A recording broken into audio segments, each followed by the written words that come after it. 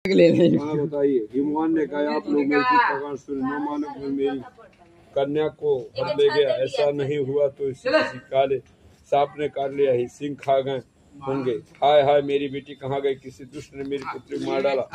ऐसा का वो वायु के झोंके से कांपने लगे। इसके बाद हिमवान तुम्हें वन वन खोजने लगे। वो वन भी सिंह भालू हिंसक जंतु बड़ा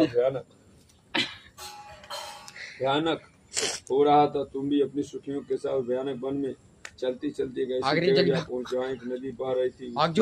रमणीय स्थल पर एक बड़ी सी कंदरा थी। तुमने उसी कंदरा में आश्रम बना लिया और एक बालुकामयी प्रतिमा बना सखियों के साथ निराहार रहकर मेरी आराधना करने लगी।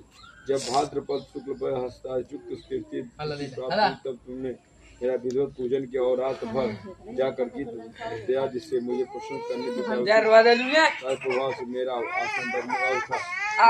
तत्काल उस स्थान पर जा पहुंचा यहाँ पर तुम सखियों के साथ रहती थी। वहाँ पहुँच कर मैंने तुमसे कहा कि मैं तुमसे प्रश्न में बोलूं क्या चाहते। तुमने कहा मेरे देवता यदि आप मेरे बने मेरे तथा काला पर्वत वापस आने तुमने वह प्रतिमा नदी प्रभावित कर दी और सखियों के साथ उस महापर्वत पारण किया। हिमवान भी तब तक उस वन में तुम्हें खोजते हुए पहुंचे। चारों दिशा में तुम्हारे खोज करते करो व्याकुल हो चुके थे, इसलिए तुम्हारे आश्रम से पहुंचते ही गिर पड़े।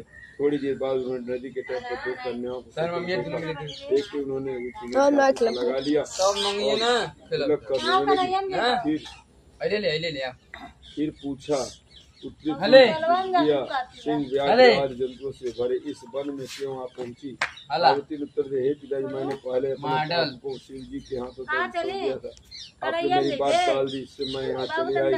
हिमवान सोचना दी कि हे पुत्र तुम्हारी इच्छा के विरुद्ध कुछ न करूंगा।